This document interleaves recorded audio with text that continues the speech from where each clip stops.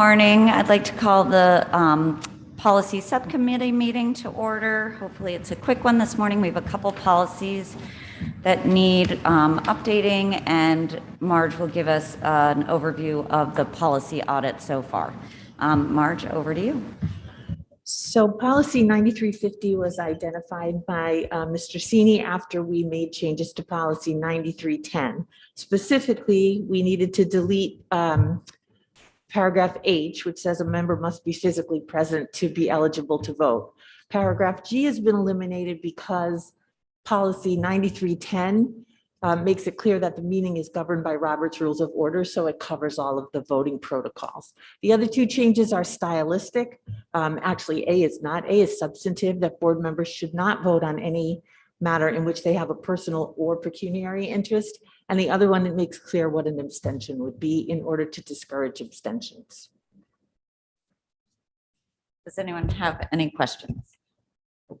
Okay, moving on. Okay, new policy 1310 just codifies what the district is doing. Security and safety is a priority of this new administration. And so while we didn't have it before, we were doing it, but now it makes it clear in writing that we're doing it. Any questions on this? The district always had an Yes. annual security plan, just for anyone watching. We just, Correct. and it was Absolutely. signed. This just signed off by the codifies, this state. codifies it in our policy Yes, so yes. that And it is people required understand. by law Yes. anyway, but this just, if anyone's looking for it, can now find a policy on it. Correct. And I should, Absolutely. I reached out to Mr. Brown, who had a conflict with work. He had no questions on any of this. So just so everyone is aware. Okay, moving on, March 2. So the first stage of the policy audit was to compare the district's existing policies to Shipman and Goodwin's model policy list. So you'll see that we have many policies that Shipman and Goodwin do not have a corresponding model policy for. Shipman and Goodwin's philosophy is to have a minimum number of policies, those required by law or government regulations. Although I did speak to Jessica Richmond Smith, who's now one of the partners who's in charge of the policy practice, and she's happy to review those policies that Darien has, that they don't have a model policy, to make sure that we don't need to make any changes. So again, there are very few policies that Shipman and Goodwin have that we will need to implement, but there are also many of our policies that need to be updated. Most of those are technical updates, but you can see the ones that are substantive. So the plan, or the suggested plan, is to just go in numerical order unless the district or the board identifies something substantive that they think should be on an agenda sooner rather than later. And I think Duke, you and I spoke about having Shipman really sort of help us oversee this audit. And I think that's a great way. I fully support Shipman looking at our standalone policies to make sure they're relevant and applicable, and to the extent that we can combine or, change, I think it's a great way to approach it.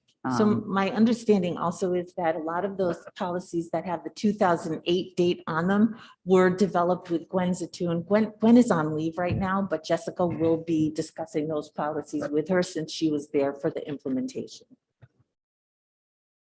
So Marge, are you going to take these in policy numerical order? You're going to take them in date order, given that the 2008 ones were reviewed by Shipman?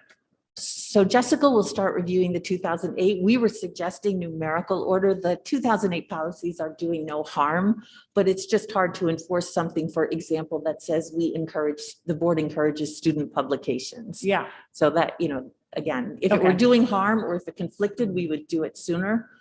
But that was, Perfect. Yeah, Thank you. anything with major substantive edits that are contrary to how we do business, I believe Marge and Alan, we've dealt with We've dealt those. with. So yeah. there are changes, but none of them are doing any harm, as Marge said.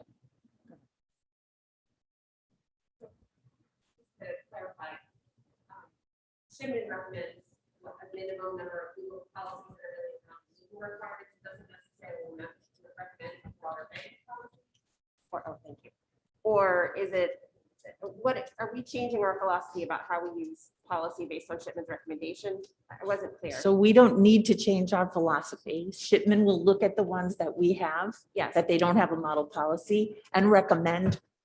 Again, if it conflicts with law or regulation, they'll do that. But if we want to keep those policies, Okay. that at this time, they don't see a problem with that. So my understanding was that when we asked Shipman to go back and look at all the policies, what they're saying is we've updated all your legal policies. Right. After that, it's kind of your local practice. So they weren't making a recommendation whether they were good or bad. They're just saying, we've given you everything legal. Now we're happy to look at your local. And I think that's going to be a more in-depth board conversation on some of those policies, which are, how we locally do business. So that will be for, I won't be here anymore, but for the rest of you guys to discuss and decide what makes sense with how the district is operating. Alan? So as you notice on the first page, marged on the 1310 that we brought forward today, we just sort of read across it, it says yes and no. So there are a couple that are yes and no throughout this document. So that's an example of what Marge is saying might just percolate up top as well as we work through it. And thank you. This is a tremendous amount of work, and we appreciate the deep dive into this because it needed to be done, but understanding it's a lot of work for everyone. Also really appreciate this document because it really helps us see what the plan is. It's fantastic. Thank you, Marge. Any other board questions? I'll move to public comment. If not, Michelle? Good morning. If you would like to speak during public comment, please click the participants icon on the bottom of your Zoom screen. Next, click the raise hand option. The facilitator will identify you. Please state your name and address. You will have up to 3 minutes to comment. There are no raised hands at this time. Seeing that there are no raised hands, I would like to adjourn the policy committee meeting. May I have a motion? Tara, Jill. Thank you all. My last policy meeting. Yay. Oh, congrats. How do you forget your last policy meeting? Way to go, Katie. I'll watch you all on TV.